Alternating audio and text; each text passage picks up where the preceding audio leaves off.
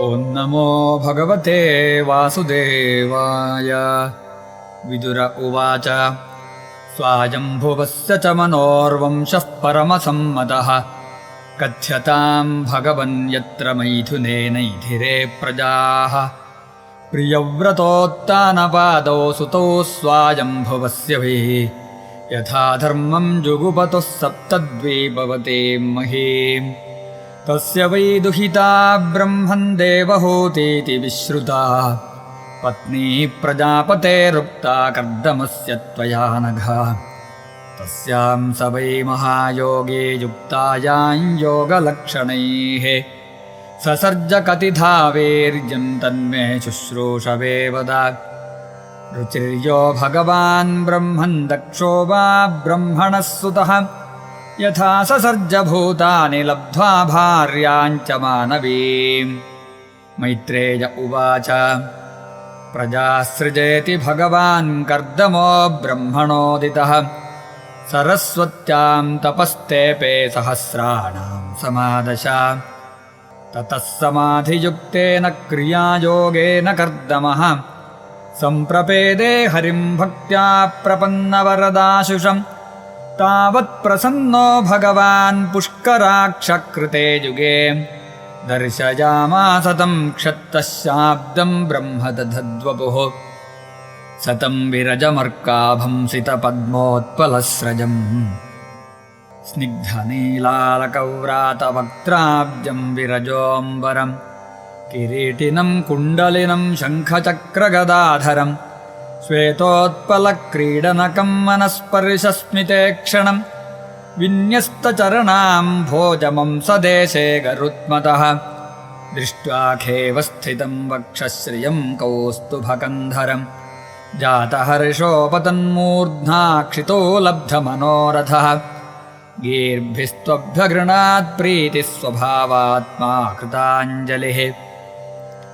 ऋषिरुवाच जुष्टं वताद्याखिलसत्त्वराशे सांसिध्यमक्ष्णोस्तव दर्शनान्नः। यद्दर्शनं जन्मभिरीड्य सद्भिराशासते योगिनो रूढयोगाः। ये माययाते हतमेधसस्त्वत्पादारविन्दं भवसिन्धुपोतम् उपासते कामलवाय तेषां राशीशकामान् निरजेऽपि ये स्युः। तथा स चाहं परिवोढुकामः समानशीलां गृहमेधधेनुम् उपेयिवान्मूलमशेषमूलं दुराशयः कामदुघाङ्घ्रिपस्य। प्रजापतेस्ते वचसाधीशतन्त्यालोकः किलायं कामहतोऽनुबद्धः। अहं च लोकानुगतो वहामि बलिं च शुक्लानिमिषाय तुभ्यम्। लोकांश्च लोकानुगतान् पशूंश्च हित्वा श्रितास्ते चरणादवत्रम्। परस्परं त्वद्गुणवादसेधुपीयूषनिर्यापितदेहधर्माः। न ते जराक्षभ्रमिरायुरेषां त्रयोदशारं 360 षण्णेम्यनन्तच्छदि यत्रिणाभिकरालस्रोतो जगदाच्छिद्य धावत्। एकस्वयं सञ्जगतः सिसृक्षया द्वितीययात्मन्नधियोगमायया। सृजस्य दः पासि पुनर्ग्रसिष्यसे यथोर्ननाभिर्भगवन् स्वशक्तिभिः। नैतद्बताधीशपदं तवेप्सितं यन्मायया नस्तनुषे भूतसूक्ष्मम्। अनुग्रहायास्त्वपि यर्हि मायया लसत्तुलस्या तनुवा विलक्षितः। तन्त्वानुभूत्योपरतक्रियार्थं स्वमायया वर्तितलोकतन्त्रम्। नमाम्यभीक्ष्णं नमनीयपादसरोजमल्पीयसि कामवर्षम्। ऋषिरुवाच इत्यव्यलेकं प्रणुतोऽब्जनाभस्तमाबभाषे वचसामृतेन। सुपर्णपक्षोपरि रोचमानप्रेमस्मितोद्वीक्षणविभ्रमद्भ्रोः। श्रीभगवानुवाच विदित्वा तव चैत्यं मे पुरैव समयोजितत्। यदर्थमात्मनियमैस्त्वयैवाहं समर्चितः। न वै जातुमृषैव स्यात् प्रजाध्यक्षमदर्हणम्। भवद्विधेष्वतितरां मयि सङ्गृभीतात्मना प्रजापतिसुतः सम्रान्मनुर्विख्यातमङ्गलः ब्रह्मावर्तञ्जोऽधिवसन् शास्ति सप्तार्णवामहे स चेह विप्रराजर्षिर्महिष्या शतरूपया आयास्यति दिदृक्षुस्त्वां परश्वो धर्मकोविदः आत्मजामसितापाङ्गीं वयःशीलगुणान्वितां मृगजन्तीं पतिं दास्यत्यनुरूपायते प्रभो समाहितन्ते हृदयं यत्रेमान् परिवत्सरान् सा त्वां ब्रह्मन् नृपवधोः काममाशु भजिष्यति यात आत्मभृतं वीर्यन्नवधा प्रसविष्यति वीर्ये त्वदीये ऋषया धास्यन्त्यञ्जसात्मनः त्वञ्च सम्यगनुष्ठाय निदेशं वपुषत्तमः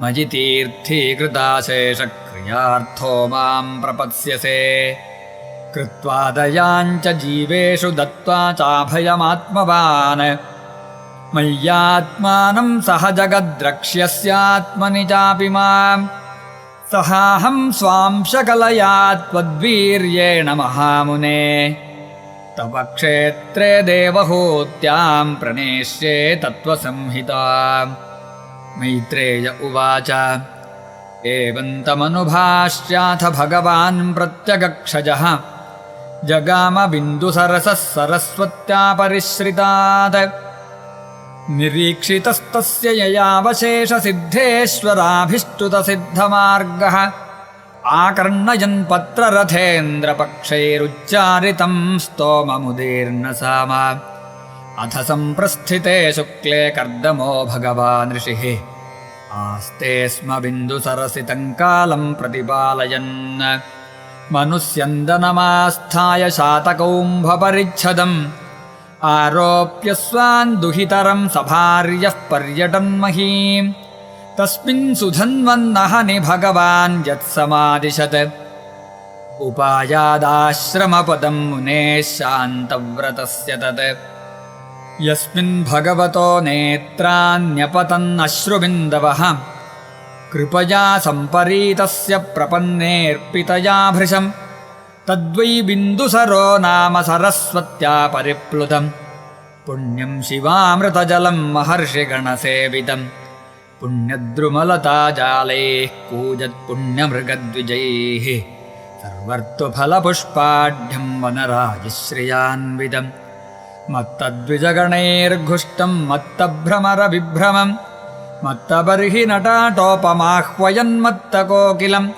कदम्बचम्पकाशोककरञ्जबकुलासनैः कुन्दमन्दारकुटजैश्चूतपोतैरलङ्कृतं कारण्डवैः प्लवैर्हंसैः कुररैर्जलकुक्कुटैः सारसैश्चक्रवाकैश्च चकोरैर्वल्गुकूजितम् तथैव हरिणैः क्रोडैश्वाविद्गवयकुञ्जरैः गोपुच्छैर्हरिभिर्मर्कैर्नकुलैर्नाभिभिर्वृतं प्रविश्य तत्तीर्थवरमादिराजः सहात्मजः ददर्श मुनिमासीनं तस्मिन् हुतहुताशनं विद्योतमानं वपुषा तपस्युग्रयुजाचिरं नातिक्षामं भगवतस्निग्धापाङ्गावलोकनात् तद्व्याहृतामृतकलापीयूषश्रवणेन च प्रांशुं पद्मपलाशाक्षं जटिलं चीरवाससम्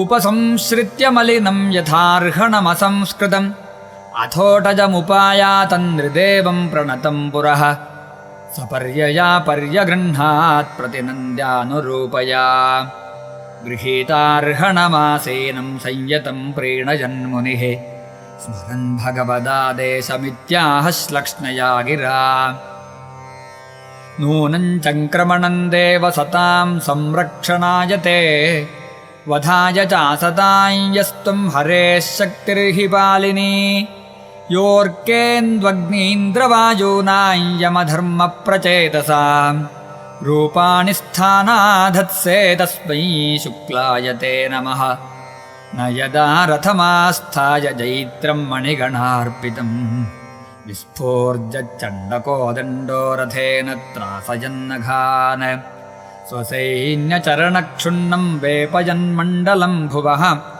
विकर्षन् बृहतीं सेनां पर्यटस्यंशुमानिव तदैव सेतवः सर्वे वर्णाश्रमनिबन्धनाः भगवद्रचिता राजन्भिद्येरन्वतदस्युभिः अधर्मश्च समेधेतलोलुपैर्व्यङ्कुशैर्नृभिः शयाने त्वयि लोकोऽयं दस्युग्रस्तो विनङ्क्ष्यति अथापि पृच्छे त्वां वीरजदर्थं त्वमिहागतः तद्वयं निर्व्यलीकेन प्रतिपद्यामहे हृदा इति श्रीमद्भागवते महापुराणे पारमहंस्यां संहितायां तृतीयस्कन्धे एकविंशोऽध्यायः सर्वत्र गोविन्दनामसङ्कीर्तनं गोविन्द गोविन्द।